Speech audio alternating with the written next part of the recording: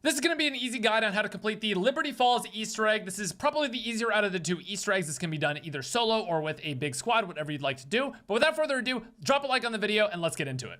Additionally, completing this map will award you a skin for the ray gun that you can actually use in all maps going forward, so it's definitely a worthwhile Easter egg to complete. So the first step of the Easter egg is very, very simple. Simply just make your way to the church, open the first door here, and once you make your way in, you're just going to go ahead and activate this machine over here on the right, in which you will get a quote.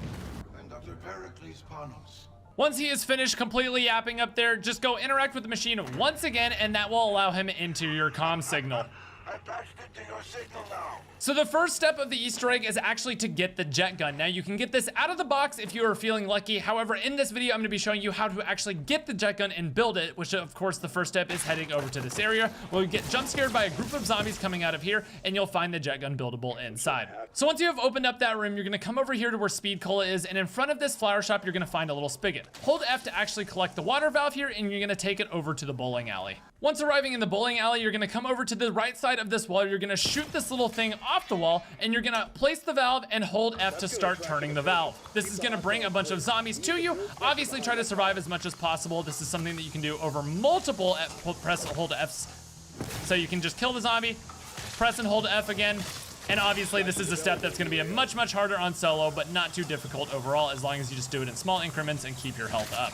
Once you are finished doing the water pressure all the way up, you'll be able to actually collect exactly what you got off the wall there. You'll get this pressure gauge, which is the first part needed for the Jetgun. Another crucial part during these steps is you want to make sure to look for a Mangler cannon. You're either going to need a Mangler cannon or a mutant injector for the next step of the Easter egg, so make sure you pick one up and you have it in your inventory for a bit later on. The next step is to head over toward the graveyard area, and you're going to be looking for a named zombie named the Groundskeeper. You're going to kill this zombie in order to get a tool shed key. He might not appear right away, but you want to look for this named zombie over and over in this area until he eventually does spawn.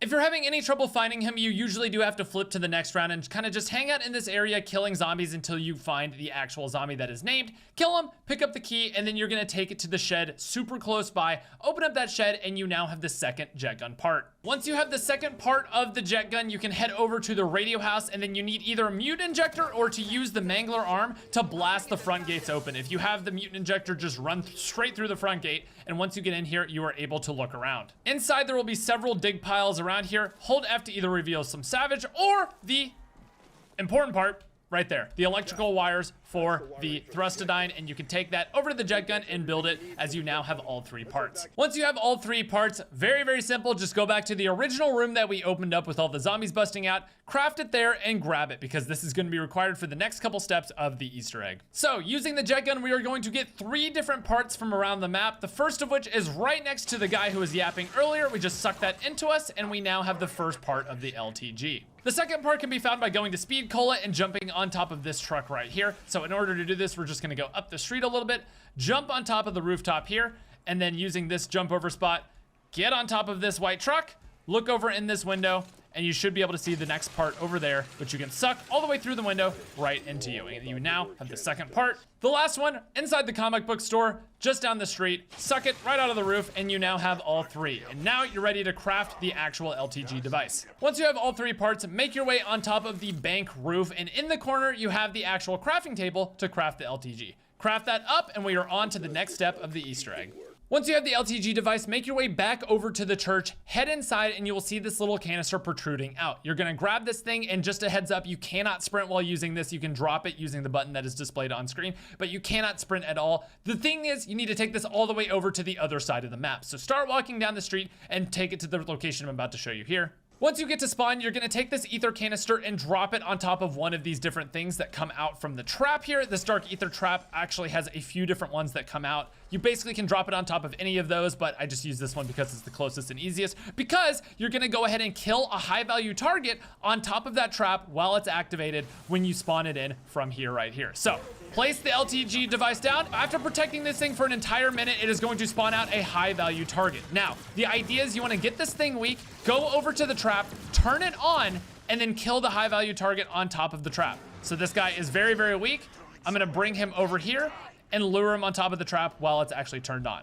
By the trap, lure him over, and once he is on top of this with the canister in place, you're gonna kill the high value target, and his soul is gonna get sucked into the canister and allow you to actually pick it up, and take it back over to the spawn. Again, you're only gonna have 90 seconds to do this, so make sure you book it over there or else you'll have to do this entire step again. If you fail, just go to the next round to do this part again, but it should be very, very easy as long as you're set up for it, have some good guns, and make sure you have a little bit of planning. So upon making your way back into the church, you're just gonna insert this canister right where you got it in the first place, place it in there, and you should get a quote knowing you've completed this step. After you return the canister to the church, make sure you return to the original location and pick up the LTG so you can use it on the next one. So after retrieving the LTG, come back over to this machine and you will see a Strauss counter in there that will replace your tactical slot in your inventory. So now that you have this device in your hand, you're gonna head to 3 different projectors around the map. You're gonna go to this first one right above the Liberty Falls lanes here, and you're gonna pull out this and see what color it is. Yellow means it's good. You just need to set this little light on the side to yellow, and it should be absolutely perfect. The next one is near the graveyard in the church around this corner, and in these, you're gonna set these to the opposite of what color the Strauss thing does. For yellow, you set it to yellow, but this one is showing green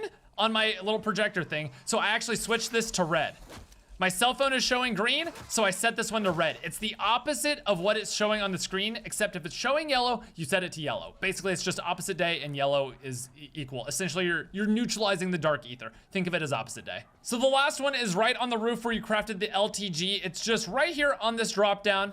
You're gonna activate this machine, hold out your cell phone. This one is red, so you wanna set it to green. It is already on green, so it's gonna immediately activate. And if it is all done correctly, you will see this animation in the sky, and that is where you need to go down there. Upon arriving down here, you should see this canister has been popped out. You can grab it, and you're gonna take it to the next location. So once you have this canister, you're gonna make your way to this side road up by the church, and this is the next dark ether trap. You need to place it on top of one of the nodes. Again, this is just the closest one to the high value target we're about to spawn in, and it's probably the easiest. So I just placed it down here, and then head up to the church where the dark ether cloud is, and summon in the high value target. You're gonna have to do another 60-second defense, and then at the end, we're gonna bring it down and kill it in the exact same way when the trap is active. These can be done in any order, by the way. You can do the one down by spawn first. You can do the one on the side here by the church first. It's really up to you on how you want to do it. I just do it in this way because I like to do the one that's farthest away first when the rounds are easier and the zombies are slower. But again, you can do these in any order. So once you defend it and the high value target spawns again, you're gonna weaken that thing up and you're gonna bring it over to the spot that we have set up for it to die on.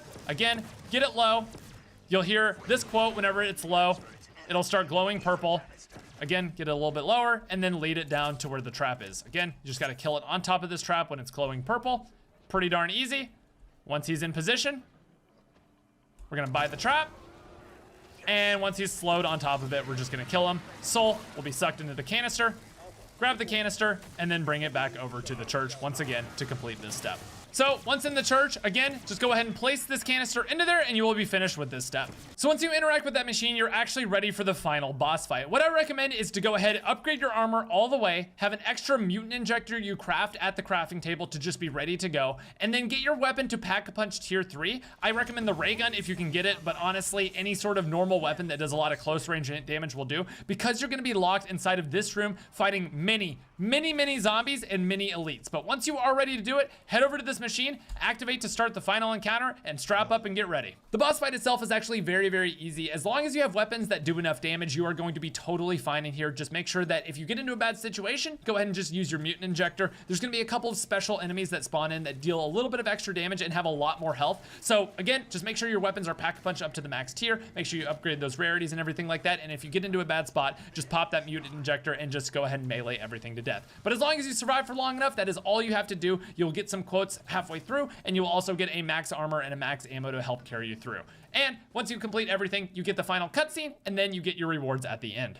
Upon beating the Easter egg, you will get an achievement and a bunch of money spawning in onto the floor, as well as a bunch of gold rarity guns. Usually a ray gun will spawn as well, and you can just go ahead and continue playing with a perkaholic if you would choose to do so. Anyways, that is it for the tutorial. Hopefully you guys did enjoy. If you did, make sure you leave a like on the video, and also go down into the comment section if you would like to find people to play with. Leave your Battle.net, your PS5 account, your Xbox, whatever you may play on, leave it down there and try to find some squads if you'd like to do this with some people. Anyway, thanks so much for tuning in. Thanks for watching, and I will see you guys in the next video. Bye-bye.